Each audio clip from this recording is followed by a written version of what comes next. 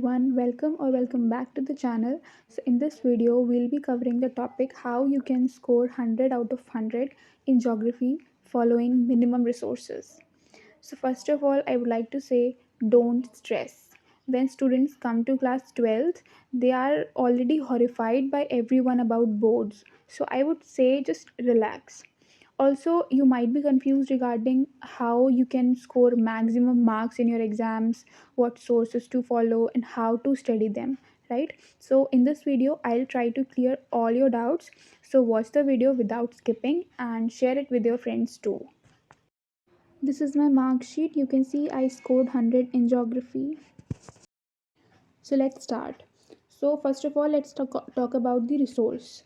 So NCERT is your Bible. You must have heard that a gazillion of times, and I'm no different. I'll say that also.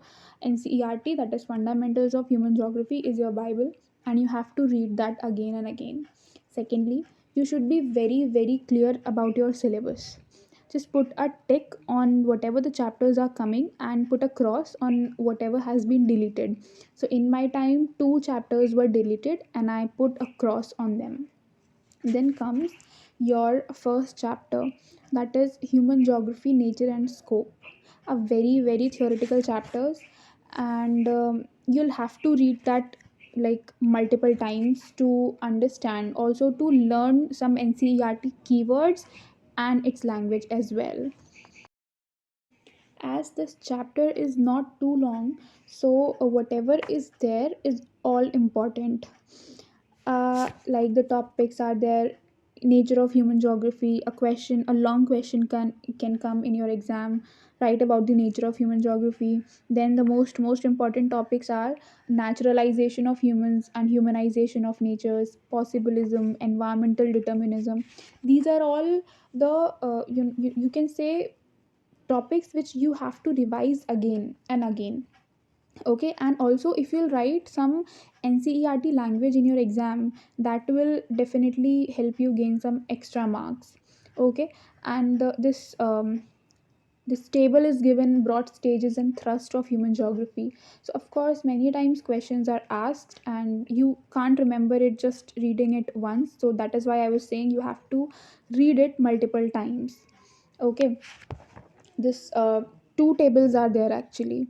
So this is human geography and sister disciplines of social sciences. This is also very important, and here comes the most important part, that is NCERT exercises. People take it for granted, but you don't have to, because you have to score 100 marks.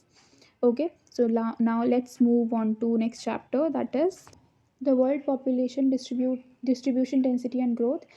I don't know if you're able to see, I have just underlined anything which I could not understand in the first go, or I thought it can be important and I have to pay more attention when in the second reading, right?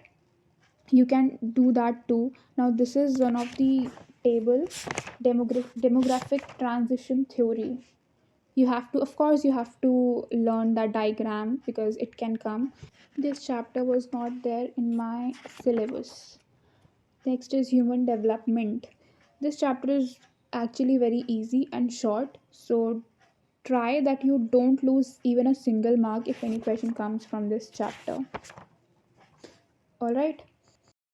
Approaches to human development is one of the most important topics which can come, and of course how you can measure human development, what are the factors and what are the shortfalls of human development indexes. Again, NCERT exercise you have to do. There is no substitute for that. This is one of the longest, most confusing chapter of NCERT, primary activities, and you will find map questions for from this chapter, and of course you will have some problem in remembering these maps because there are too many, and you'll have to revise again. I'm emphasizing more on revising because you have to revise. There is no secret tip or something like that using which you can remember and retain. That is why the only way is read and revise. This chapter is there. Secondary activities. Sorry, secondary activities. Again, the topics are specialization of skill, methods of production, factors affecting the location of any industries, these are very general questions which come in like every year, either in 2 or 4 markers. Okay, so you don't have to leave that, of course. They are just like some low hanging fruits and you have to get it. NCERT exercises, I don't need to say that again and again, I hope. Also, don't forget to look at images, because I don't know if that is there in your syllabus or not, but in my time image questions were there and they were from NCERT only. So if you haven't paid much attention to them while reading, you can't solve them. You can see that I have written the answer of one of the NCRT questions in the book itself, because I could not solve it myself and I found it very tough to remember it. So I just wrote it down. This is transport and communication, one of the most tough chapters of NCERT, because you will have to remember a lot of transcontinental railways, border roads, sea routes, and whatnot. In my time, a question came from Australian transcontinental railways, and I had a very tough time remembering those what to say these stations covering that railway route. Also, this Suez Canal also came. I remember Suez Canal also came in the image based questions of 5 marks. But fortunately, I learned these stations and I could solve that question. The next chapter is international trade. From this chapter, types of port is one of the most important topics. Rest, I don't think any question comes, but you don't have to ignore that. Of course, you have to read it. But the topic types of port, you have to give some extra amount of time. And the last chapter is human settlement. This chapter was not there in my syllabus, so I skipped that. Next book is India, People and Economy. Again, you have to follow the same process. You have to put a tick on the chapters which are there in your syllabus and put a cross on whatever has been deleted. First chapter is population distribution, density, growth and composition. In this chapter you will study everything from Indian perspective and you will find a lot of data. You don't have to remember each and every number, but you should have some broader understanding about the distribution in Indian states. In this chapter, the topic of phases related to population growth is indeed significant, and you should not ignore that. Rest, just keep reading and keep underlining the important part. Don't leave anything. Whatever you think is tough and cannot come in the exam, that will definitely come in 1 marker.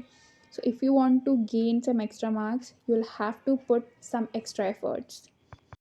The chapters migration and human development were removed from my syllabus. And then there is human settlement. Again, a very short and easy chapter which you should not leave. It I think it comes in 4 to 5 pages, and topics are also not that long and confusing. So the important topic can be functional classification of towns. Of course, it is not easy to learn, but you don't have any other option. This is land resources and agriculture, one of the longest chapters of NCERT, and this is somewhat related to what you studied in class 10th about the crops wala part. You will be remembering the crop, the temperature, the part where that crop is cultivated.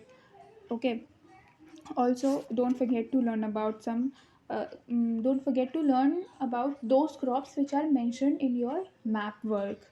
They come and they will definitely come. The last topic of this chapter, problems of Indian agriculture. You should be very clear in this and try to remember NCERT lines of this topic. It's gonna be helpful. As you can see, I have again written some NCERT answers in the book itself, so that I don't forget to revise them. Then is your water resources. This is one of the shortest chapters, I guess. Also, while reading, don't try to ignore these maps. If they are given in your notebook, in your textbook, they are going to help you. You don't have to remember like the whole map very thoroughly. Just have a very broader understanding that what is it about and what is it showing, what is the difference, the most, the least, like that. Direct question may not come from there, but just try to remember while reading the long questions or the short questions. If you just made a small map and showed some kind of relationship with the map, the relationship of question with the map, that will have a very good impact on examiner. Some of the last chapters are water resources, mineral energy resources, planning, sustainable development, transport, communication, international trade, and geographical perspective on selected issues and problems. See, these chapters are not very tough. Understanding part is quite easier in this chapter. I can understand that remembering part is challenging at times, because you have to remember a lot of data, a lot of years, a lot of projects. But you have to go through it because you are a humanities student, and just be very well versed in those things. I'm repeating, you don't have to ignore these map, especially ports map. Also, you can learn to draw Indian map in 5 to 10 seconds. In the long questions, if you are even falling short of information, short of words, you can just draw a map, and that will definitely fetch you some 1 or 2 marks extra. So we have come to the end of the book. Well, I would say that reading NCERT is definitely necessary but not sufficient. You will have to solve sample question papers and your previous year question paper as well. I'll make a separate video on how to solve them effectively. I hope you guys liked the video. If you did, please don't forget to click on the subscribe button and like the video. Thank you.